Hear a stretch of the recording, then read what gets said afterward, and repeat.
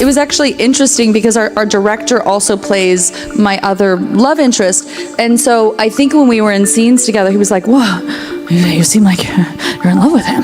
I'm like, yeah, it's Atlas. Like, yeah. He's like, but you seem like you're in love with him, but you love Ryle. And I was like, no, I also love Ryle, but like, I really love Atlas. He's like, but you love Ryle. And I was like, wait, I'm sorry. Wait, what's happening? Are we too connected? Are we too vibing? So we were always like, are we too connected? Are we too vibing? That's how Blake Lively described her working relationship with director and co-star Justin Baldoni in front of a live audience in June 2024. She's conflicted. Totally. And so that was always an interesting dynamic when you have somebody who's playing the character also being the one like looking at the movie. Yes, we've been like joking about like Atlas and all that, but like what you do in this movie, like to not accessorize you and objectify you, because I think it's important to like, you know, because we can't flip the roles. Like if this were a woman sitting here, you'd be like, you guys are so inappropriate. Warm, open, and full of admiration. Like he's so like patient and supportive of Lily, and it's like, you know, what we think of as like feminism or whatever. He's not out there like, you know. These were her words just months before she filed serious legal accusations against him. But anyway, he's like, that's not what being a feminist is. It's like, you know, making sure that like he's there and supports her and her journey, and he doesn't remove agency from her. Like he's just like strong and sturdy. So what changed? Well, that's a nice question. I think it's critical to have an intimacy coordinator. I think that like now you guys just go be, you know, put your bodies together and your mouths and whatever, and just like action and cut. Like that's sort of ridiculous. So I think that being choreographed is critical for everyone's safety. In a Hollywood saga unfolding with more twists than a Netflix thriller, we're watching reputations unravel, alliances shift, and narratives contradict themselves in real time. What began as a legal complaint has morphed into a PR nightmare. Blake Lively shocking Actress Hollywood. Blake Lively is filing a civil rights complaint against co-star and director of a movie that Justin Baldoni. Lively has accused him of sexual harassment and retaliation. She alleges a hostile work environment where she faced sexual harassment from her co-star and director, Justin Baldoni. Pulling in not just the original players, Blake Lively, Justin Baldoni, and Ryan Reynolds, but also unexpected voices like America Ferrera and, surprisingly, Harvey Weinstein. This is the story of how one interview clip could unravel an entire legal strategy, and why the silence from those once loudest is now deafening. Blake, I'll start with you. When you and Justin were taking on this project, because it's no easy feat to bring a beloved book to the big screen, what were some of the concerns or hesitations that you guys had? I mean, honestly, I didn't have any hesitations. To me, it was a no-brainer.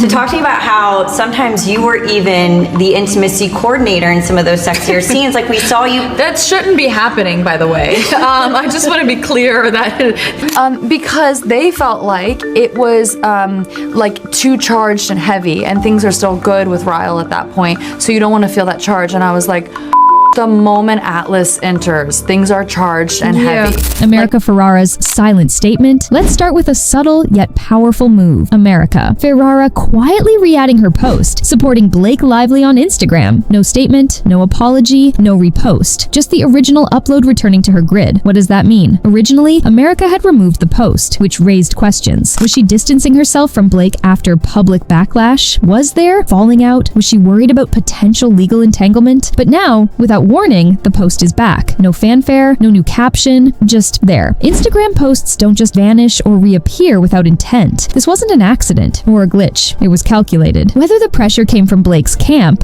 Hollywood agents, mutual friends, or even attorneys, this quiet reversal suggests that lines are being redrawn behind the scenes. To the public eye, it looks like damage control. To those inside the industry, it screams hesitation and fear. Backing someone publicly, then pulling away, only to slide back into place quietly, suggests not conviction, but confusion. America Ferrera's move might have been intended to support a friend. Instead, it adds another layer of mystery to this already convoluted narrative. Justin Baldoni versus the New York Times. At the heart of this chaos is Justin Baldoni's ongoing legal battle against the New York Times. The article, which painted Baldoni in a deeply negative light, was authored by Megan Tuhey, the same journalist who played a central role in exposing Harvey Weinstein. Baldoni's lawsuit alleges that the New York Times manipulated distorted facts, omitted key evidence, and shaped a narrative built more on speculation than truth. That's a serious accusation against one of the world's most respected news organizations. But even more controversial is who has now entered the conversation: Harvey Weinstein himself. Weinstein released a public statement saying that watching Baldoni fight back reminded him of his own experience. According to Weinstein, the New York Times cherry-picked facts, ignored critical context, and twisted the truth in his case as well. Let's pause here. Harvey Weinstein was accused by over 100 women. He was convicted in court. He is currently serving a prison sentence. The sheer scale and severity of his crimes are incomparable to the allegations against Baldoni, and yet Weinstein is now trying to tie his legacy to Baldoni's. Why? Because if Baldoni somehow wins, if he proves that the New York Times misrepresented facts, then Weinstein sees a crack in the armor. A legal win for Baldoni could open a rhetorical door for Weinstein to challenge the legitimacy of the reporting that led to his downfall. It's a manipulative, self-serving move, and it's deeply dangerous. What's more alarming is the potential ripple effect. If Baldoni's team is seen aligning, intentionally or not, with Weinstein's narrative, it could completely derail their credibility. In the court of public opinion, perception is often more powerful than facts. And right now, the perception is messy. Blake Lively's public regret. Now let's turn to Blake Lively. The once beloved Hollywood A-lister is reportedly having second thoughts about the legal war she started. Sources close to the production say Blake has been losing endorsement deals, stepping back from press, and appearing increasingly isolated. Her image, once associated with charm, intelligence, and grace, is now tangled up in legal accusations, paparazzi photos, and awkward silence. Recently, she was photographed looking somber while out in public. The tabloid headlines read, "Blake in crisis," "Blake breaks down," and "Hollywood's golden girl under pressure." But insiders aren't buying it. They claim these photos were cherry-picked or even staged as part of a new PR strategy to soften her image, portray vulnerability, and shift public sympathy in her direction. At the same time, Ryan Reynolds, her husband, was spotted looking tense at JFK Airport. Coincidence? Probably not. Ryan has mostly remained silent throughout this ordeal, but his appearance now suggests that Team Lively is actively trying to reshape the narrative, from aggressor to victim, from lawsuit leader to someone caught in